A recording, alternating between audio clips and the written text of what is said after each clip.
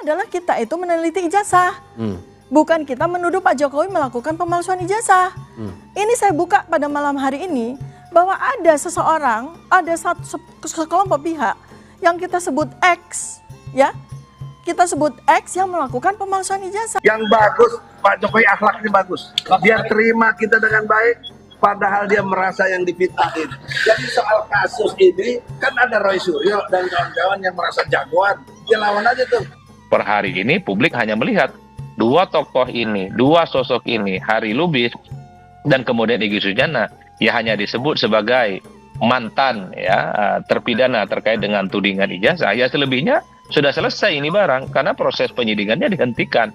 Agak berbeda dengan yang klaster 2 yang kemudian saat ini prosesnya sudah dilimpahkan ke kejaksaan, dan itu publik melihat secara hukum kalau sudah dilimpahkan ke pengadilan ya tentu saja itu sudah dianggap memenuhi kriteria dan unsur-unsur pidana untuk diproses di masa-masa yang akan datang.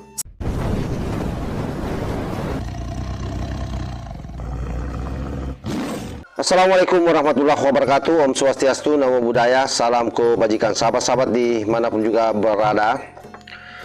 Mari kita mulai dari satu ironi yang makin hari makin lucu sahabat, atau lebih tepatnya sebenarnya menyedihkan. Tipa, Panci, Rismon masih saja terus teriak melawan sambil ngeles setengah mati. Kami tidak pernah menuduh Pak Jokowi memalsukan ijazah. Padahal publik tidak pikun. Jejak digital tidak bisa disumpah pakai air zam-zam. Saya kira ini bukan lagi soal beda pendapat, tapi ini soal munafik berjamaah. Teriak paling kencang, tapi pura-pura paling suci. Dan di saat yang sama, Egy Sujana dan Damai Hari Lubis justru hari ini sangat berbahagia karena memilih jalur dewasa, yaitu restoratif justice. Dan menariknya, Adi Praitno analisis politik yang saya kira memang sangat rasional ya, justru memuji langkah itu sebagai jalan keluar politik dan hukum yang paling elegan. Kontrasnya memang sangat kelihatan jelas. Jadi satu kubu makin keras, makin ngeles, satu kubu memilih berhenti, berdamai, dan masalah ini dia selesaikan. Tentu yang menjadi pertanyaan sederhana, siapa yang benar-benar sebagai pejuang kebenaran dan siapa yang cuma hidup dari kegaduhan. Saya yakin publik bisa membedakannya di sini. Roy, Panci, Dr. Tipa maupun Rismon adalah orang yang menurut hemat saya tidak saja bermasalah dari sisi psikologi, tetapi memang orang ini memiliki dendam yang sangat akut terhadap Pak Jokowi, dan itu dia dimanfaatkan oleh orang-orang yang memang selama ini memendam kebencian terhadap Pak Jokowi. Mari kita jujur, selama berbulan-bulan narasi mereka saya kira konsisten.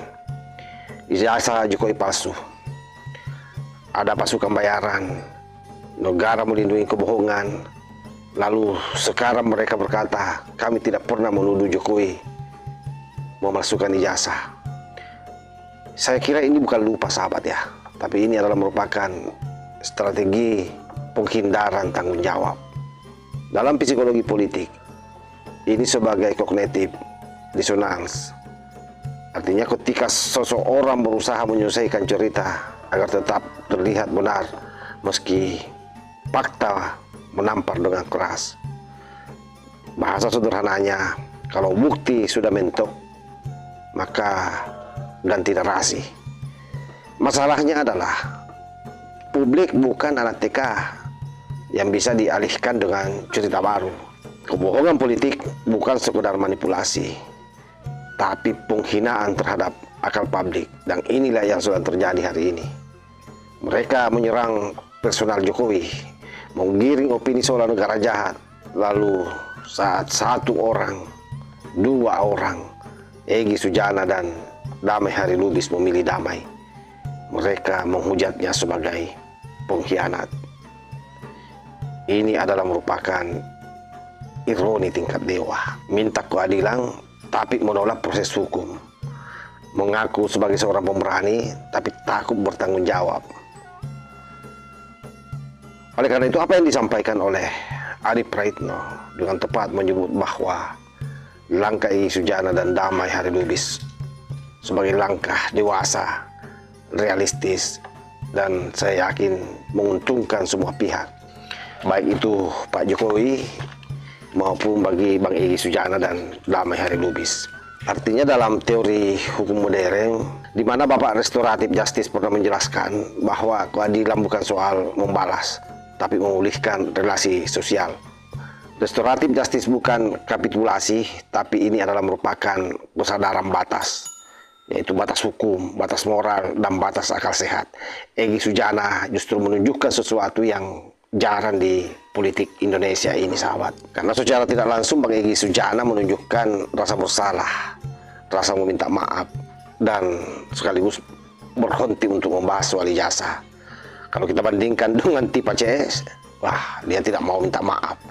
Jangankan minta maaf, untuk silaturahim saja ke Solo tidak mau, tapi berharap Jokowi menginisiasi restoratif justice. Kan kurang ajar namanya ini. Saya kira ini bukan soal keadilan, tapi ini adalah merupakan ego dengan kostum moralitas. Dan saya kira apa yang dilakukan oleh Pak Jokowi ini memang sungguh langkah yang sangat efektif.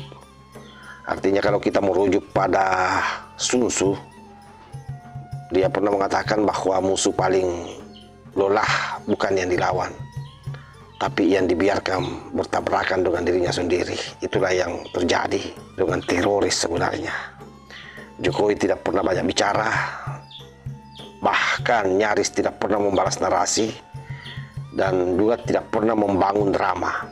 Hasilnya kita lihat, satu pihak selesai dan pulang dengan kepala tegak, sekalipun pihak lain makin terlihat kalut, kontradiktif, dan emosional, sebagaimana yang dipertontonkan oleh para teroris ini. Makanya dalam politik itu ada istilah yang mengatakan bahwa diam yang tepat waktu seringkali lebih mematikan daripada ribuan kali konferensi pers. Sebab kepercayaan publik itu runtuh bukan karena perbedaan pendapat, tetapi karena ketidakjujuran. Dan hari ini yang runtuh saya kira bukan Jokowi, tapi yang runtuh justru kredibilitas para penuduhnya, yaitu teroris. Karena publik saya kira melihat mana yang berani bertanggung jawab dan mana memang yang memiliki mental pecundang, yang kerjanya hanya berisik di ruang publik. Karena itu dapat disimpulkan, sahabat, bahwa dokter tipe CS ini boleh terus melawan Jokowi. Itu hak demokrasi.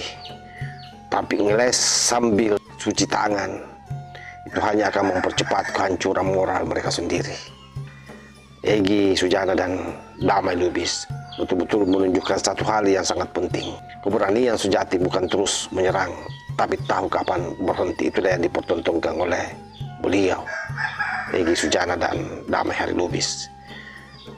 Oleh karena itu, sekali lagi Adi Praitno menerangkan bahwa yang namanya restoratif justice ini bukan hanya soal hukum, tapi ini soal kematangan politik. Dan pada akhirnya publik akan selalu ingat siapa yang berani mengakui salah, siapa yang terus berteriak sambil menyangkal ucapannya sendiri.